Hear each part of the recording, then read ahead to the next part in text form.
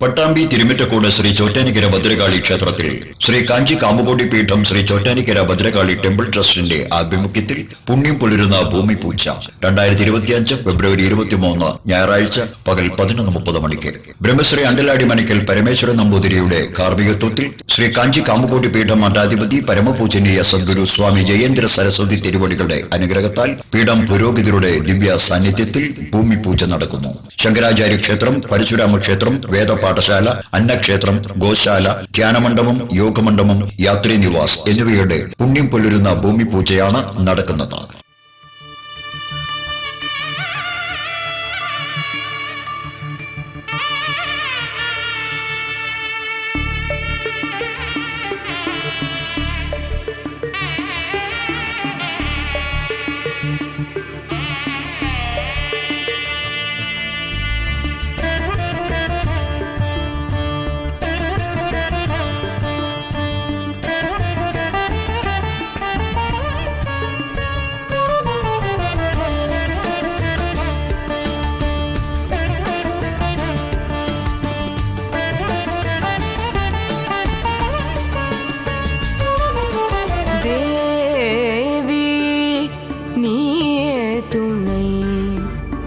தேவி நீயே துணை தென்மதுரை வாழ் மீனலோச்சனி தேவி நீயே துணை தென்மதுரை வாழ் மீனலோச்சனி தேவி நீயே துணை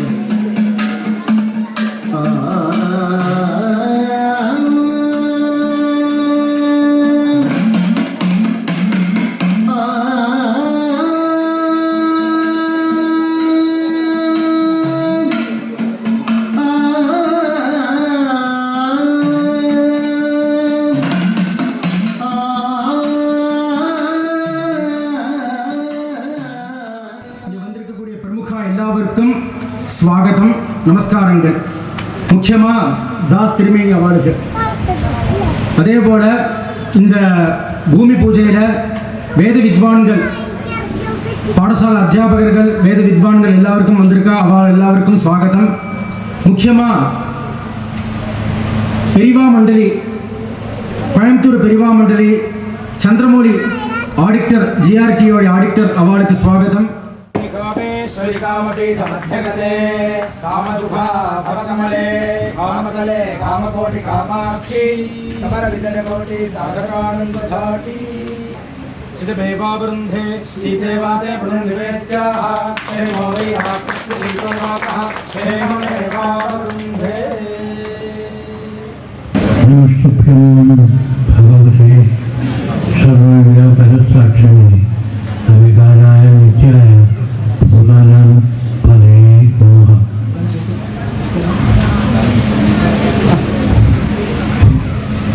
ഇവിടെ വേദിയിലിരിക്കുന്ന എല്ലാ വിദ്യാവൃക്ഷന്മാർക്കും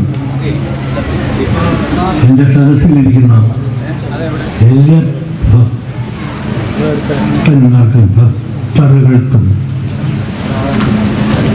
എൻ്റെ വിനീതമായ നമസ്കാരം. സ്വാഗത പ്രസംഗം ചെയ്ത സ്വാമി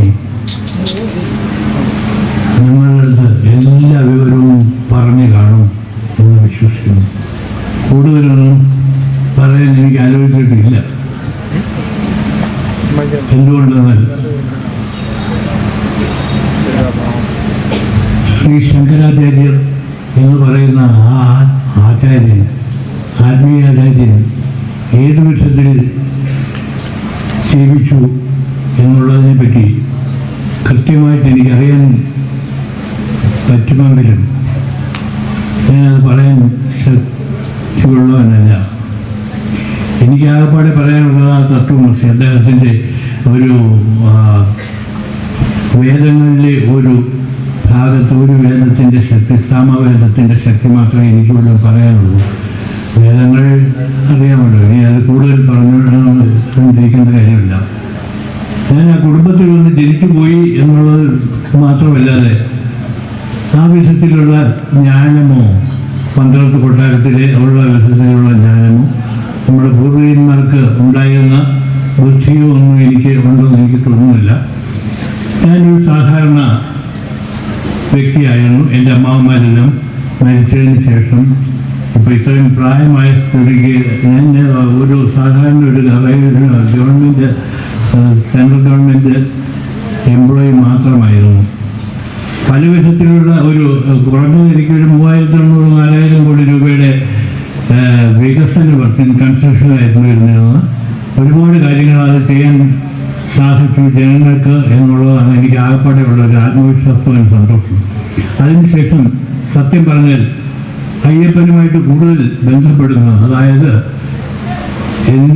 ഒരു 2001 ശേഷം എൻ്റെ റിട്ടയർമെൻറ്റ് കഴിഞ്ഞതിന് ശേഷമാണ് അയ്യപ്പൻ പറ്റി എല്ലാ വർഷവും പോകുന്നുണ്ടെങ്കിലും എല്ലാ വർഷവും നമ്മൾ വെറുതെ ഈ രാജപ്രതിനിധിയായിട്ടല്ല പോകുന്നത്, എങ്കിലും അല്ലാതെ തന്നെ അൺഒഫീഷ്യൽ യാത്ര ഇഷ്ടം പോലെ നടത്താറുണ്ടായിരുന്നു. അയ്യപ്പൻ എല്ലാ വർഷവും ശബരിമല പോകാറുണ്ടായിരുന്നു. അപ്പോൾ അത് കഴിഞ്ഞ് 2001 ഞാൻ രാജപ്രതിനിധിയായിട്ട്, 2002 രാജപ്രതിനിധിയായിട്ട് ശബരിമലയിൽ പോയത്. അതിനുശേഷമാണ് എനിക്ക് ഈ പറഞ്ഞ ഒരു കൂടുതൽ അയ്യപ്പനോടുള്ള ബഹുമാനം. കാരണം ആ സമയത്ത് ഞാൻ പോകുന്ന സമയത്ത് ഒന്ന് ആലോചിച്ച് നോക്കുക, ഇഷ്ടംപോലെ ഒരു ലക്ഷക്കണക്കിന് ആൾക്കാർ അന്ന് തന്നെ ഉണ്ടായിരുന്നു. മാത്രമല്ല പല ജപ്പാനിൽ നിന്നും ആന്ത്രോപോളജിസ്റ്റൊക്കെ ഇത് പഠിക്കാനായിട്ടൊക്കെ എൻ്റെ അടുത്ത് വന്നിരുന്നു. പല കാര്യങ്ങളും നമ്മൾ പറഞ്ഞു കൊടുക്കേണ്ട ഒരു സ്റ്റേജ് ആ സമയത്തുണ്ടായിരുന്നു.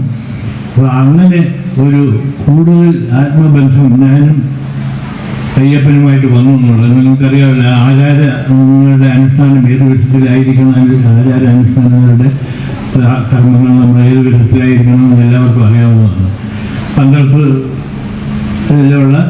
പന്തളത്ത് കൊട്ടാരത്തിലുള്ള എല്ലാ അംഗങ്ങളും ഓരോരുത്തരും അയ്യപ്പൻ്റെ വളർത്തു പിതാവ് ഫാദർ എന്നുള്ള നിലയ്ക്കാണ് സങ്കല്പം. അപ്പോൾ അപ്പോൾ ആ നിലയ്ക്കുള്ള അവിടെ പോകുമ്പോഴേ സാധാരണ രീതിയിൽ വലിയ തമ്പുരാൻ പോകാറില്ല, തിരുവാഭരണത്തിൻ്റെ അനുഗമിക്കാറില്ല. കാരണം അദ്ദേഹം വലിയ തമ്പുരാനായി അദ്ദേഹം നടക്കാനൊന്നും വയ്യാത്ത സ്റ്റേജിൽ അദ്ദേഹം ആരെങ്കിലും ഡെപ്യൂട്ട് ചെയ്യുകയാണ് പറയും. ഒരാളെ എല്ലാ വർഷവും പുതിയ പുതിയ ആൾക്കാരാണ് ഇത്തവണ ഈ കുറേ കാലം മുന്നോട്ട് വരുന്നത്. എന്തുകൊണ്ടെന്ന് പണ്ട് 70-75 വർഷം മുമ്പ് എന്ന് പറഞ്ഞാൽ എനിക്കന്ന് ഓർമ്മയുണ്ട്. ഞാൻ എത്ര വയസ്സൊക്കെ ഉണ്ട് എനിക്കിപ്പോൾ എന്ന് വിചാരിച്ചുള്ളൂ. അപ്പോൾ അന്നൊക്കെ ആൾക്കാർ എത്ര പേരാണ് പോകുന്നതെന്നറിയാം. ഓരോ ടോട്ടൽ എല്ലാം കൂടെ ഒരു സീസൺ 1000 പേര് താഴെയൊക്കെയാണ് പോകുന്നത് അന്നത്തെ കാലം തന്നെ, എനിക്ക് ഓർമ്മയുള്ള കാലം തന്നെ.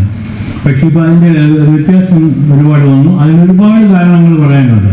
ഒന്നാമത് ജനസംഖ്യ കൂടുതൽ കൊണ്ട് മാത്രമല്ല, അല്ലാതെ തന്നെ പല കാര്യങ്ങളും ഭക്തി നമ്മുടെ സമൂഹത്തിൻ്റെ ഒരു മാനസികമായിട്ടുള്ള ഒരു വ്യതിയാനം എന്ന് വേണമെങ്കിൽ പറയാം. ഏതു വിധത്തിൽ എന്നിട്ട് ഞാൻ 1941 ഇന്ത്യക്ക് സ്വാതന്ത്ര്യം കിട്ടിയ സമയത്ത് നമ്മുടെ ശബരിമല പോക്ക് വേറൊരു ടൈപ്പിലായിരുന്നു. 41 അന്ന് ജനിച്ച സമയം. അപ്പോൾ കുറച്ച് കഴിഞ്ഞ് ഒരു 4-5 വർഷം കഴിഞ്ഞപ്പോൾ കഴിയുമ്പോൾ ഇതിനെപ്പറ്റി അറിയാം എങ്ങനെയൊക്കെയാണ് ഉള്ളതെന്ന്. എനിക്കിന്ന് ഭാഗ്യം കിട്ടിയിരിക്കുന്നത് എന്താണെന്ന് പറഞ്ഞാൽ 12 വലിയ കൊട്ടാരത്തിൽ അയ്യപ്പൻ ജനിച്ച ആ എട്ടുകെട്ടിൽ 10,000 വർഷം വഴക്കമുള്ളതാണ്. ആ എട്ടുകെട്ടിൽ ജനിച്ച് വളർന്ന് ഇപ്പോഴും അവിടെ ഇരിക്കുന്നു. ഒരു താക്കോൽ എൻ്റെ കയ്യിൽ ഞാൻ വെച്ചുകൊണ്ട് ആരും അവിടെ വേറെ താമസമില്ല. വയസ്സായവരെല്ലാം മരിച്ചു പോയതിന് ശേഷം ഓരോരുത്തരായിട്ട് മരിച്ചു പോയതിന് ശേഷം അവിടെ യുവാക്കൾ പ്രായം കുറഞ്ഞവരാരും ഇല്ല, എല്ലാവരും ജോലി തേടി പോയത്. എന്നു മുതൽ ഇന്ത്യക്ക് സ്വാതന്ത്ര്യം കിട്ടിയതിന് ശേഷം 24 ക്ഷേത്രങ്ങളാണ് നമ്മൾ ശബരിമല ഉൾപ്പെടെ നമ്മൾ ദേവസ്വം ബോർഡിന് കൊടുത്തത്. ഈ 24 ക്ഷേത്രങ്ങളിൽ നമ്മൾ കൊടുക്കുകയായിരുന്നു ചെയ്തത്, അല്ലാതെ അതിൽ കരാറോ അതിനകത്തൊന്നുമില്ല. അത് വേറെയുള്ള കവനന്റിൽ തിരുവിതാംകൂർ രാജ്യമായിട്ടുള്ള ആ കവനന്റിൽ നമുക്ക് വേറെ ഉണ്ട്, ആ കവനന്റ് വേറെയാണ്. അപ്പോൾ ഇതെല്ലാം അങ്ങോട്ട് വിട്ടുകൊടുക്കുകയാണ് ചെയ്തത്. 1950 ഇത് ദേവസ്വം ബോർഡ് പ്രത്യേകമായിട്ട് ഇതായത്. 48-50 ആ കാലഘട്ടത്തിൽ കേരളത്തിൻ്റെ പിറവി ആ സമയത്ത്. അപ്പോൾ വിട്ടുകൊടുത്തതിന് ശേഷം നമ്മുടെ കയ്യിൽ ഇപ്പോൾ ആകപ്പാടിയുള്ള പന്തളത്തുള്ള ഒരേ ഒരു ശിവക്ഷേത്രം മാത്രമാണ്. ആ ശിവക്ഷേത്രം പരിപാലിച്ചുകൊണ്ട് പോകുന്നു എന്നുള്ളതല്ല, ബാക്കിയെല്ലാം ദേവസ്വം ബോർഡാണ് പരിപാലിക്കുന്നത്. ഇപ്പോൾ തിരുവാഭരണം ചാർത്തുന്നത്, തിരുവാഭരണം കൊടുക്കുന്നത് തന്നെ തിരുവാഭരണം ദേവസ്വം ബോർഡിലേക്ക് കൊടുത്തയക്കുകയാണ് എല്ലാ വർഷവും. നമ്മൾ സൂക്ഷിക്കുന്നത് നമ്മുടെ സ്വന്തമാണ്. അയ്യപ്പൻ തപസ്സിന് പോയ സമയത്ത് വളരെ ദുഃഖത്തോടുകൂടി ഞാനൊരു ബുക്കൊക്കെ എഴുതിയിട്ടുണ്ട്. അയ്യപ്പൻ്റെ ശ്രീ ഭൂതനാഥ ഗീത എന്ന് പറഞ്ഞൊരു ബുക്കൊക്കെ ബ്രഹ്മാണ്ഡ പുരാണത്തിലുള്ളതാണ്. ഇതൊക്കെ ഉണ്ട്. അതിൽ പിന്നെ തന്നെ പ്രത്യേകമായിട്ട് പല ആ ബ്രഹ്മാണ്ഡ പുരാണത്തിൽ നിന്നുള്ള ബന്ധം അയ്യപ്പൻ എന്ന് പറയുന്ന ആദ്യം നിങ്ങൾ ഒരു കാര്യം പറയണമെന്ന് ഞാൻ ആഗ്രഹിക്കുന്നുണ്ടാകട്ടെ. അയ്യപ്പൻ ഒരു അവതാര പുരുഷൻ മാത്രമാണ്. ഇതിൽ വാപൂരനെ ഈ സാമൂഹ്യർക്ക് ഒരു ഇപ്പോഴത്തെ പുതിയ നമ്മുടെ യോഗിമാർക്കുള്ള ഒരു വാപൂരനും എന്ന് പറയുന്നത് വേറെയാണ്, അയ്യപ്പൻ എന്ന് പറയുന്നത് വേറെയാണ് എന്ന് പറയുന്നതിൽ അർത്ഥമൊന്നുമില്ല. ഇത് ചരിത്രാതീത കാലഘട്ടം പോലുള്ള വാപൂരനും ഒക്കെ ഉള്ളത് വേറെ. ഇത് ഹിസ്റ്റോറിക്കലാണ്. അയ്യപ്പൻ എന്നുള്ളത് ചരിത്രമാണ്. അത് ആക്ച്വലായിട്ട് പറഞ്ഞാൽ ശാസ്താവിലേക്ക് ലയിക്കുകയായിരുന്നു. ഈ മകരം 1-ാം തീയതി അത് ലയിക്കുകയായിരുന്നു അയ്യപ്പനിലേക്ക്. സ്വന്തമായിട്ട് അദ്ദേഹം ആ മകരവിളക്കിൻ്റെ മകര സംക്രാന്തിയിലെന്ന് അയ്യപ്പൻ ശാസ്താവിലേക്ക് ലയിക്കുകയായിരുന്നു. അതിന് വേറെ കഥകളുണ്ട്. അയ്യപ്പനെ പറ്റി ഒരുപാട് കഥകൾ തമിഴിൽ ഉണ്ട്. പിന്നെ അതല്ലാതെ മലയാളത്തിൽ തന്നെ പല കഥകളൊക്കെ ഉണ്ട്. ഓരോന്ന് വിവരിക്കാൻ ഞാനിവിടെ ആഗ്രഹിക്കുന്നില്ല, കാരണം ഒരുപാട് പറയേണ്ടി വരും. ഇപ്പം എനിക്ക് എൻ്റെ ഇതെന്ന് പറഞ്ഞാൽ സത്യം പറഞ്ഞാൽ 12 കൊട്ടാരത്തിൽ എനിക്ക് പോയാൽ അവിടെ ചെന്നാൽ ആഹാരമില്ലാത്ത ഒരവസ്ഥയാണ്. കാരണം പണ്ട് ഏതോ ഗന്ധർവനെ ശപിച്ച പോലെ എന്നെ ഇപ്പോൾ ശപിച്ചിരിക്കുക ശാസ്ത്രാവ് എന്ന് എനിക്ക് തോന്നുന്നു. കാരണം ഞാൻ അവിടെ എൻ്റെ ഒരു താക്കോല കൊട്ടാരത്തിൻ്റെ മാത്രമല്ല, ഞാൻ പറയുന്നത് നേരത്തെ ആരും അവിടെ താമസമില്ല. ഞാൻ അവിടെ ചെന്നാൽ നമ്മുടെ പല്ലൊക്കെ നമ്മൾ എപ്പോഴും ചുമക്കുന്ന ഒരു 10 പേരുണ്ട്. ഈ 10 പേരിൽ ആരെങ്കിലും വന്ന് വേണം എനിക്ക് ഒരു ആഹാരം വെച്ച് തരാൻ. അയ്യപ്പൻ കുളിച്ച കുളമുണ്ട്. സങ്കല്പമാണ് ഇതെല്ലാം. അത് ശാസ്ത്രം എന്ന് പറയുന്ന ചരിത്രമാണ്. ഞാനിത് ശാസ്ത്രത്തിലേക്കോ ആത്മീയതയിലേക്കോ കടക്കുന്നില്ല. ഞാൻ ഈ സ്ത്രീ പ്രവേശനത്തിൻ്റെ കാര്യത്തിലൊക്കെ എനിക്ക് ജന്തർ മന്ദറിൽ പോയി പ്രസംഗിക്കേണ്ടി വന്നു ആ കാലഘട്ടത്തിൽ. അതിന് വേറെ ആൾക്കാരൊക്കെ എൻ്റെ കൂടെ ഉണ്ട്. ഇപ്പോൾ പറഞ്ഞില്ല, ആദ്യം 6 പേരാണ് മധുരയിൽ നിന്ന്, പാണ്ഡ്യ രാജാക്കന്മാർ എന്നുള്ള പേരിൽ അവിടുന്ന് മധുരയിൽ നിന്ന് നമ്മൾ അവിടുന്ന് ലോക്കലായിട്ട് ഉള്ള പ്രശ്നങ്ങളും മറ്റു പല ആക്രമണങ്ങളും ഒക്കെ വന്നിട്ട് നമ്മൾ പന്തളത്തേക്ക് വന്നത്. അപ്പോൾ അതിലിപ്പോൾ എത്ര പേരുണ്ടെന്ന് പറഞ്ഞാൽ 300 പേരുണ്ട്. ഇപ്പോൾ 6 പേര് അന്ന് വന്നവർ എത്ര പേരുണ്ട്? 300 പേര് എത്ര ഉണ്ട്? ഈ 300 പേരിൽ പിന്നെ അവകാശമുള്ളവരാണ് ഇവരെല്ലാം. കാലഘട്ടങ്ങളിലെ അവകാശത്തിൻ്റെ കാര്യം പറഞ്ഞുകൊണ്ട് നമുക്കൊന്നും ചെയ്യാനില്ല. ഇപ്പം അവിടെ ഉള്ളത് ഞാനിതാ പറയുന്നത്, നമ്മുടെ ഈ ലാപ്പാടി ഒരു കൊട്ടാരം ഉണ്ട് അവിടെ പന്തളത്ത് ഉള്ളത്. ബാക്കിയുള്ള സ്ഥലങ്ങളെല്ലാം വിറ്റ് നമ്മളൊരു നാട് കയറി ചേക്കറി എല്ലാ സ്ഥലത്തും ലോകം മുഴുവൻ. അപ്പോൾ ഇതിലിപ്പോൾ എനിക്ക് ചെയ്യാനുള്ള ഏറ്റവും മഹത്തായ, ഇപ്പോൾ ഇവിടെ എനിക്ക് പറയാനുള്ള ഒരു മഹത്തായ സംരംഭത്തിൽ വരണം എന്നുള്ള ആഗ്രഹം കൊണ്ടാണ്. മാത്രമല്ല ഇദ്ദേഹം പിന്നെ നമ്മുടെ സ്വാമിയെ പ്രത്യേകമായിട്ട് വിളിച്ചു. അവിടെ അടുത്ത കാലത്ത് ഗുരുവായൂർ വന്നിരുന്നു. ആ സമയത്താണ് എന്നെപ്പറ്റിയൊക്കെയുള്ള ഇന്ന ആളാണെന്ന് മനസ്സിലായത്. അപ്പോൾ ഇവിടെ വരണമെന്ന് പറഞ്ഞപ്പോൾ എനിക്ക് വളരെ സന്തോഷത്തോടുകൂടി, വയ്യെങ്കിലും ആരോഗ്യത്തിൻ്റെ പ്രശ്നങ്ങളുണ്ടെങ്കിലും ഞാനിവിടെ വരാനുള്ള കാരണം അതുകൊണ്ടാണ്. അപ്പോൾ എന്തുകൊണ്ടാണെന്ന് വെച്ചാൽ അതുപോലുള്ള ഒരു സന്നദ്ധതയാണ് ഇവിടെ ഞാൻ കണ്ടത്. എല്ലാവരും ഇതിന് ഇവിടെ പിന്നെ പൂജ എന്ന് പറഞ്ഞാൽ നമ്മൾ ഉദ്ദേശിക്കുന്ന ഇത് നടക്കണം എന്നുള്ള ഉദ്ദേശത്തിലാണ് ഈ ഭൂമി പൂജ. അരക്കിട്ടുറപ്പിക്കുകയാണ് നമ്മൾ അയ്യപ്പനും അല്ലെങ്കിൽ ബാക്കി ദൈവങ്ങളുമായിട്ടുള്ള ബന്ധം നമ്മൾ എന്താ ചെയ്യുന്നത്? അരക്കിട്ടുറപ്പിക്കുന്നത് പോലെയാണ് ഈ ഭൂമി പൂജ ചെയ്യുന്നത്. ഇത് ഒരു എഗ്രിമെൻ്റ് മാതിരി സാക്ഷാൽ അവർ ഇവിടുത്തെ പിന്നെ ശരിക്കും പറഞ്ഞാൽ ഭാരവാഹികൾ ഇത് ഏറ്റെടുത്തിരിക്കുന്നു, ഇവിടുത്തെ നാട്ടുകാർ ഏറ്റെടുത്തിരിക്കുന്നു എന്നെനിക്ക് മനസ്സിലാക്കാൻ കഴിഞ്ഞു. അല്ലെങ്കിൽ ഈ സമയത്ത് ഇത്രയും പേര് ഇവിടെ കാണാൻ സാധ്യതയില്ല എന്നെനിക്കറിയാം. ഞാൻ ഇതുകൊണ്ട് തന്നെ ഒരുപാട് കാര്യങ്ങൾ ഞാൻ പറയാൻ തുടങ്ങി ഞാൻ അങ്ങോട്ട് പറയും. അതുകൊണ്ട് ആ ലെവലിലേക്ക് ഞാൻ പോകുന്നില്ല. ആത്മീയതയുടെ കാര്യം പറയുകയാണെങ്കിൽ തന്നെ അറിയാമല്ലോ എന്തൊക്കെ നമുക്ക് പറയാനുണ്ട്, ഒരുപാട് കാര്യങ്ങൾ പറയാനുണ്ട്. ഈ പറഞ്ഞാൽ ആ ലെവലിലേക്ക് നിങ്ങളുടെ മനസ്സ് കൊണ്ടുവരിക എന്നുള്ളതാണ്. ഈ നേരത്തെ എപ്പോഴും ഞാൻ പറയാറുള്ളൊരു സംഗതി എന്ന് വെച്ചാൽ വിശ്വാസമുള്ളവരിൽ പല വിധത്തിലുണ്ട്. കൂടുതൽ ഉത്തമ വിശ്വാസികളുണ്ട്, മധ്യമ വിശ്വാസികളുണ്ട്, അധമ വിശ്വാസികളുണ്ട്. നമ്മൾ മധ്യമമായിട്ടുള്ള ആയിരുന്നാൽ മതി. നമ്മുടെ കുടുംബവും നാടും നന്നാവണം. അത്രയും നമ്മൾ ഉത്തമ പുരുഷൻ വെച്ച് നാട് ഉത്തമ ഭക്തന്മാരെന്ന് വെച്ച് നാട് മുഴുവൻ നന്നാക്കണം എന്നുള്ള ഒരു ഉദ്ദേശത്തിൽ വേണമെന്നില്ല. എല്ലാം നമ്മളിവിടെ നാടും കാര്യങ്ങളും നന്നായി, നമ്മുടെ കുടുംബവും നന്നായാൽ എന്ത് പറ്റും? ലോകം തന്നെ നന്നാവും. അദ്ദേഹം നേരത്തെ പറഞ്ഞ പോലെ ലോക സമസ്ത സുഖിനോ ഭവന്തോ എന്ന് തന്നെ വരികയില്ലേ ഓരോരുത്തരും നന്നായാൽ. അതുകൊണ്ട് കൂടുതൽ ഞാൻ പറയാൻ ആഗ്രഹിക്കുന്നില്ല. ഇതിനുള്ള ആശീർവാദം എനിക്ക് തരാനുള്ളത് എന്താണെന്ന് വെച്ചാൽ അയ്യപ്പനിലൂടെ ഞാൻ അയ്യപ്പനെ പ്രാർത്ഥിക്കാനേ എനിക്ക് പറ്റുള്ളൂ. എനിക്ക് നേരിട്ട് നിങ്ങൾക്ക് ആശീർവാദം തരാൻ ഞാൻ ഒരു പുഴുവാണ്, മനുഷ്യനാണ്. ഏതോ ഈ പറയുന്ന ശക്തിയുണ്ടല്ലോ, പരാശക്തി എന്ന് പറയുന്ന ശക്തിയിൽ എല്ലാം പരാശക്തിയുടെ ഒരു ഭാഗമാണ്. ഈ ബ്രഹ്മാവിഷ്ണു മഹേശ്വരന്മാരെല്ലാം ഒരു പരാശക്തിയുടെ ഒരു ഭാഗം മാത്രമാണ്. അതിലൊരു ഭാഗമാണ് ഈ കലിയുഗവരനായ അയ്യപ്പൻ. അദ്ദേഹം തന്നെ ഏത് ശക്തിയിലാണ് കിടക്കുന്നതെന്ന് നമുക്ക് പറയാൻ പറ്റും. അതിഭയങ്കരമായ ശക്തിയാണ് കലിയുഗവരനായിട്ടുള്ള. ഞാൻ അതിലെ ഈ ഒരു വലിയ മണക്കൂമ്പാരത്തിൻ്റെ അതിൽ ഒരു മൺതരി പോലും ഞാൻ ആണെന്ന് എനിക്ക് വിശ്വാസമില്ല. ഏതായാലും എനിക്ക് അയ്യപ്പനിലൂടെ നിങ്ങളോടെല്ലാം പറയാനുള്ളത് അദ്ദേഹത്തിൻ്റെ എല്ലാ ആശീർവാദങ്ങളും അനുഗ്രഹങ്ങളും ഈ സംരംഭത്തിന് ഉണ്ടാകട്ടെ എന്നുള്ള വിശ്വാസത്തിൻ്റെ പേരിൽ ഞാൻ അനുഗ്രഹിക്കുകയാണ്. അയ്യപ്പൻ്റെ അനുഗ്രഹം ഉണ്ടാകട്ടെ. വീണ്ടും വീണ്ടും സ്വാമി ശരണമയ്യപ്പ എന്ന് പറയുന്ന പോലെ വേറൊരു കാര്യം കൂടെ അതിനിടയ്ക്ക് പറയാം. അയ്യപ്പൻ തിന്തകത്വം എന്ന് നമുക്ക് വേണമെങ്കിൽ പറയാം. സ്വാമി തിന്തകത്വം എന്ന് പാടിക്കൊള്ളൂ. എന്താ അതിൻ്റെ അർത്ഥം എന്ന് തന്നെ പലതും ആർക്കും അറിയാൻ വയ്യാത്. അയ്യപ്പൻ ഒരു പക്ഷേ ചിലർക്ക് അറിയാമായിരിക്കും. ഒരു വലിയ സ്വാമി പറഞ്ഞത് ആരുടെ അടുത്താണ് പറഞ്ഞത്? ഒരു ക്രിസ്ത്യൻ പാർട്ടിയുടെ അടുത്താണ് പറഞ്ഞത്. അയ്യപ്പ നിന്റകത്വവും എന്നാണ്. അതിങ്ങനെ അയ്യപ്പ നിന്റകത്വവും സ്വാമി നിന്റകത്വവും എന്നാണ് പറയുന്നത്. ആ ഓം എന്നുള്ള ഓംകാരമാണ് അതിൽ കൂടെ വന്നിരിക്കുന്നത്. ആ ഓംകാരം എന്ന് പറഞ്ഞാൽ എത്ര വിധത്തിലുള്ള ആധ്യാത്മികതയുണ്ടെന്ന് ഇത് പറയണമെന്ന് ഇതൊക്കെ ഇടയ്ക്കിടയ്ക്ക് കൂടുതൽ സമയം കിട്ടി ഇങ്ങനെ പറഞ്ഞുകൊണ്ടിരിക്കും. അതുകൊണ്ട് ഞാൻ പറഞ്ഞു ഇത് പ്രധാനമായിട്ട്. അപ്പോൾ ഒന്നുകൂടി ആശീർവാദങ്ങൾ അയ്യപ്പനിലൂടെ ഞാൻ നിങ്ങൾക്ക് സമർപ്പിക്കുകയാണ്.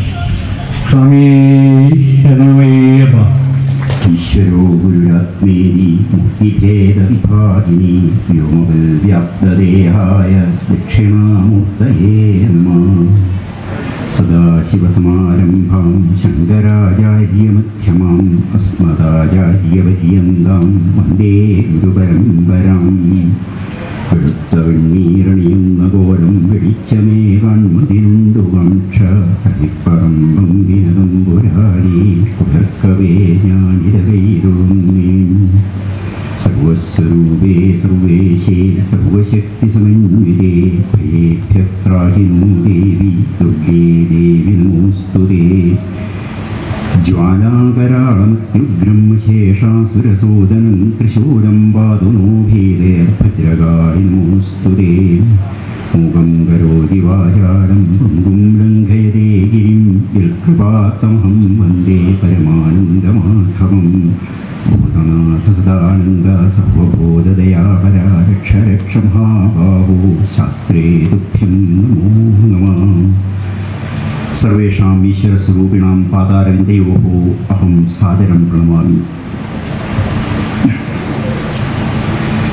ദീർഘമായ ഒരു പ്രഭാഷണത്തിന് സമയം ഒട്ടും അനുകൂലമല്ല എന്നറിയാം. എങ്കിലും ഇത്രയും ദൂരത്ത് നിന്ന് ഇത്രയും നല്ലൊരു ചടങ്ങിന് എത്തിച്ചേരുമ്പോൾ ഒരാശീർവചനം പറയേണ്ടത്, പ്രത്യേകിച്ച് കലിയുഗവരതനായിട്ടുള്ള അയ്യപ്പസ്വാമിയുടെ പ്രതിനിധിയായിട്ട് കണ്ടുകൊണ്ട് നിങ്ങളെന്നെ ക്ഷണിക്കുമ്പോൾ ഒന്നും പറയാതെ കണ്ടുപോയാൽ അതൊരു നിന്ദയായി പോയേക്കാം. അതുകൊണ്ട് ഒരു 10 മിനിറ്റ് നേരം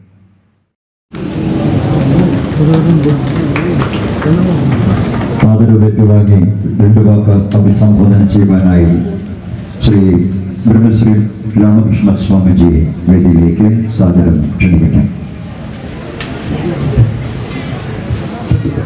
ഹരിയോ ശ്രീ മഹാദേവി നമ. കൂടുതലൊന്നും തന്നെ പറഞ്ഞാൽ ദീർഘിപ്പിക്കുന്നില്ല. അമ്മയുടെ പുണ്യമായ ചൈതന്യമുള്ള ഈ മണ്ണിൽ ദിവ്യ മഹാപുരുഷന്മാരുടെ സാന്നിധ്യം കൊണ്ട് മഹത്തുക്കളായിട്ടുള്ള അമ്മമാരും ഭക്തന്മാരും സന്നിഹിതമായിട്ടുള്ള ഈ സദസ്സിൽ ഇനിയും കുറച്ചുകൂടി കാര്യങ്ങൾ നടക്കാനുള്ളത് കൊണ്ടും വിനയപൂർവ്വം എല്ലാവരുടെയും സമ്മതത്തോടു കൂടിയിട്ട് വിടവാങ്ങുന്നു. ശ്രീ മഹാദേവി നമ. ക്ഷണിക്കുന്നു. അത് നൽകുന്നതിനായി മഠാധിപതി ശ്രീ ബ്രഹ്മശ്രീ രാജനാരായണാനന്ദ കാളിദാസ് ഭട്ട് അവരുടെ ആദരവോടെ ക്ഷണിക്കട്ടെ.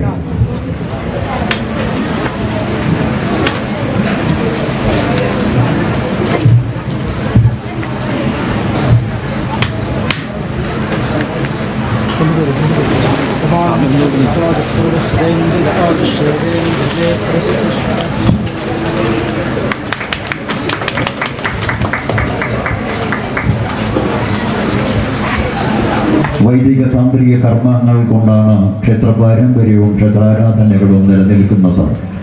ആ കർമ്മത്തെ പ്രചരിപ്പിക്കുകയും അതിനോടൊപ്പം സഞ്ചരിക്കുകയും ചെയ്യുന്ന അദ്ദേഹത്തിന് ആദരവ് പ്രണാമം. അയ്യപ്പസ്വാമി ക്ഷേത്ര സന്നിധാനത്തിൽ നിന്നും രക്ഷാധികാരി സ്ഥാനം വഹിച്ചെത്തിയ അദ്ദേഹത്തിന് ഒരു ആദരവ് നൽകുമ്പോൾ അത് അയ്യപ്പസ്വാമിയുടെ സേവകന്മാരായിട്ടുള്ള എല്ലാവരുടെയും മുന്നിൽ വെച്ച് അതാകും എന്നുള്ളത് കൂടി കാലത്തിൻ്റെ നിയോഗമാണ്. இந்த க்ஷேத்திரம் பரசுராம க்ஷேத்திரம், பரசுராமருடைய விக்கிரகம், சங்கர பகவத்பாதால் விக்கிரகம், அன்னசத்திரங்கள் இந்த மாதிரி காரியக்கிரமம் நடத்துறதுக்கு முக்கியமாக அதிகாரியாக இருக்கக்கூடிய ஹரி ஐயர், அப்புறம் அவர் சாய்ராம், அவள் தான் இந்த ஆர்கிடெக்ட், இந்த ஒர்க் பண்ண போகிறாவா. பெரியவாளுடைய ஆசீர்வாதம், பகவானுடைய அனுகிரகம், பத்ரகாளியோட அனுகிரகம் பரிபூர்ணமாக கிடச்சி உத்தரோத்தரம் செய்யறதுக்கு பிரார்த்தனை பண்ணிக்கிறாங்க. യാഥാർത്ഥ്യമാകാൻ പോകുന്ന പുണ്യസ്ഥാനങ്ങളുടെ നിർമ്മിതിയുമായി ഈ സന്നിധാനം പോകുന്നവർക്ക് പ്രണാമം.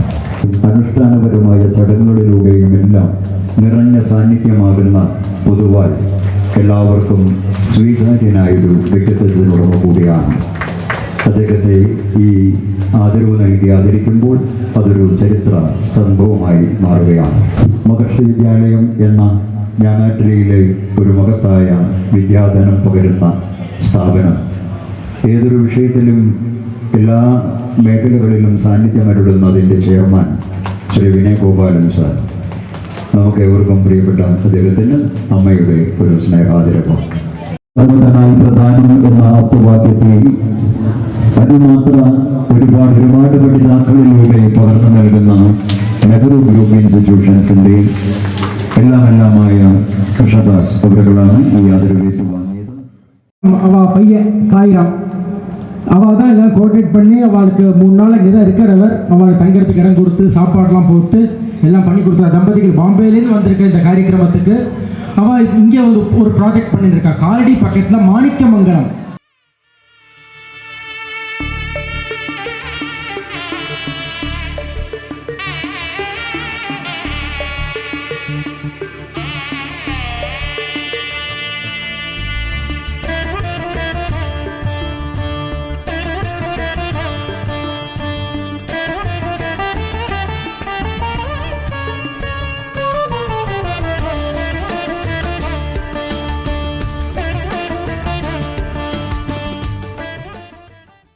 ജയശങ്കര, റാം റാം, നമസ്തേ.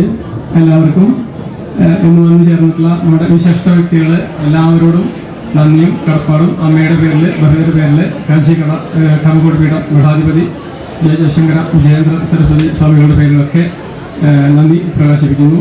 അതുപോലെ നമ്മുടെ ആനന്ദ പരിപാടികൾ എടുത്തു പറയാൻ പറ്റില്ല, അത്ര ആത്മബന്ധമാണ്.